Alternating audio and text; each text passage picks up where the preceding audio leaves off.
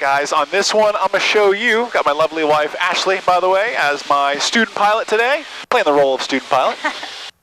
We're on downwind. I'm going to show you guys a forward slip to landing. We can slip for any number of reasons. You hear the people say, oh, I'm going to do a forward slip, I'm going to do a side slip. What's the difference between a forward slip and a side slip? It's all about what you want to accomplish. A forward slip to landing, I can slip for one of two purposes. I can slip to lose altitude, I can slip to lose airspeed, but I can't do both at the same time.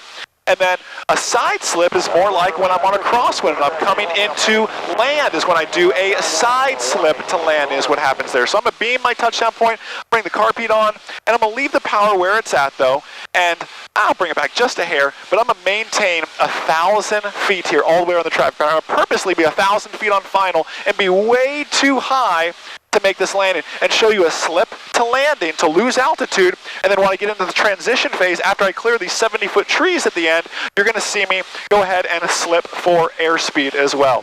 Flying Tiger traffic, Skyhawk 715 Quebec, turning left to base, runway 27, Flying Tiger. Still 1,000 feet AGL on base. Anybody else would think this was crazy? They'd be doing a go-around at this point now, wouldn't they? So 1,000 feet on base. Coming in, you'll see we're going to turn final here in just a second. Here it comes. Flying Tiger traffic, Skyhawk 7159 Quebec, turning final runway 27, Flying Tiger. Look at this. Let's see how well you guys can see that through the sun. Turning final here. Look how high we are. Remember, we can slip for two things.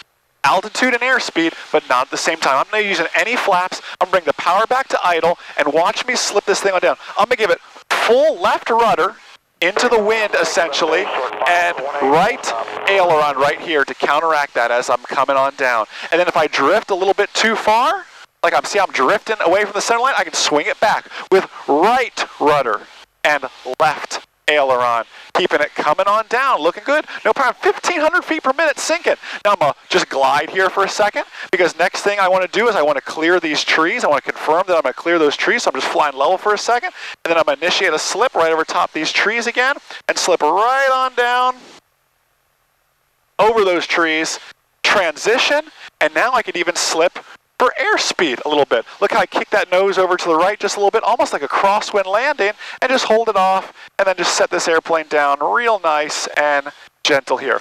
Not bad for being 1,000 feet on final, huh? Coming in, putting down for a nice landing. Forward slip to landing. You can slip for airspeed, you can slip for altitude, but you can't do both at the same time. That'll put you in a bad situation. Side slip is just related to what we're doing on landing, perhaps in a crosswind situation.